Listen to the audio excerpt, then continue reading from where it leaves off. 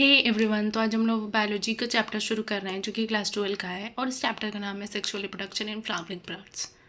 तो sexual reproduction in flowering plants जो कि एनसीईआरटी का एक चैप्टर है, उसमें सबसे पहले टॉपिक क्या है इंट्रोडक्शन में। इंट्रोडक्शन का टॉपिक है कि फ्लावर क्या होते हैं। फ्लावर कुछ नहीं होता है ज़्यादा, एक रिप्रोडक्टिव स्ट्रक्चर होता है प्लांट का। आप लोग यही जानेंगे काफ़ी है। उसके बाद एंजियोस्पर्म्स का एक कैरेक्टरिस्टिक होता है, मतलब कि एंजियोस्पर्म फ्लावर्स प्रोड्यूस करते हैं। देन फ्लावर्स के भी कई पार्ट्स होते हैं। अब हाँ, ये पार्ट्स बहुत इंपॉर्टेंट हैं। इससे काफ़ी बार डायरेक्ट क्वेश्चंस आए और मैंने भी सीयूटी में ऐसे ही क्वेश्चंस देखे थे जो कि डायरेक्टली पार्ट से आ जाते हैं। अब हम लोग धीरे धीरे देखेंगे कि पार्ट्स क्या है। सबसे पहले पिस्टिल, जिसे हम लोग कार्पल भी कहते हैं, फिर स्टेमन है, फिर पेटल्स है एंड देन सेपल्स। अब हम लोग देखेंगे कि पिस्टिल क्या होता है। So here is the pistil part. ये एक फीमेल रिप्रोडक्टिव पार्ट होता है। इसके भी 3 और पार्ट्स होते हैं। हाँ, ये पार्ट्स बहुत इंपॉर्टेंट है। तो पार्ट्स में क्या क्या है, सबसे पहले स्टिग्मा होता है, स्टाइल होता है और ओवरी होता है। स्टिग्मा क्या होता है अब देखते हैं।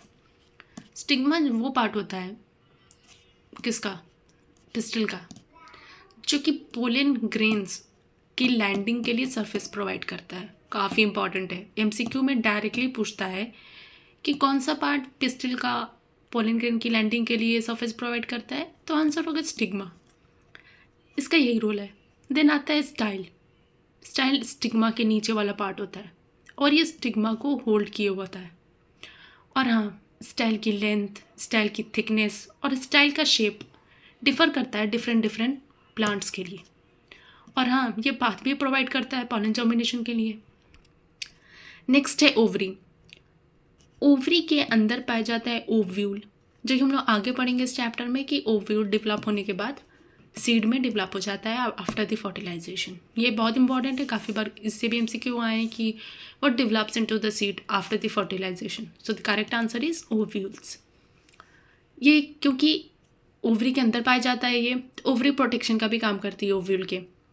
अच्छा हाँ, अब एम्ब्रायो सैक, ये एक फीमेल गैमेटोफाइट होता है और ये ओव्यूल के अंदर पाया जाता है। मतलब फीमेल गैमेटोफाइट ओव्यूल के अंदर और ओव्यूल ओवरी के अंदर पाया जाता है।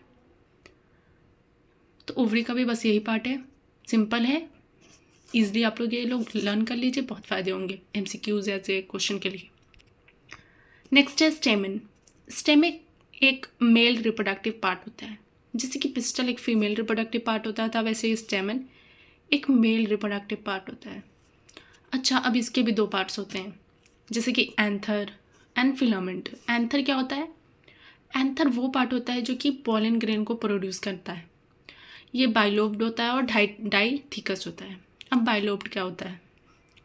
मतलब कि इसका जो स्ट्रक्चर होता है, इसमें 2 लोब्स होते हैं, 2 कंपार्टमेंट्स होते हैं और उसके अंदर भी मतलब एक लोब के अंदर 2 थीका होता है। और क्योंकि 2 लोब होता है तो 4 थीका हुआ, बिकॉज 2 × 2 = 4, इसीलिए इसे बाइलोब्ड और डाइथिकस कहा गया है। ये भी काफ़ी इंपॉर्टेंट है, याद रखिएगा। नेक्स्ट है फिलामेंट। अब फिलामेंट क्या होता है? ये एक स्टॉक लाइक स्ट्रक्चर होता है और ये एंथर के नीचे पाया जाता है। इसका जो प्रॉक्सिमल एंड का पार्ट होता है वो फ्लावर से अटैच्ड होता है। ये भी काफ़ी इंपॉर्टेंट है और एनसीईआरटी की लाइन है, तो याद रखनी भी ज़रूरी है। नेक्स्ट है पेटल्स। पेटल्स का कोई डायरेक्ट रोल तो नहीं है रिप्रोडक्शन में, पर हाँ, ये एक काफ़ी इंपॉर्टेंट रोल है। और क्या है कि ये कलरफुल होता है, जिससे कि पॉलिनेटर्स अट्रैक्ट होते हैं। कलर डिफरेंट कलर्स होंगे तो इंसेक्ट्स अट्रैक्ट होंगे, तो पॉलिनेशन होगा। नेक्स्ट है सेपल।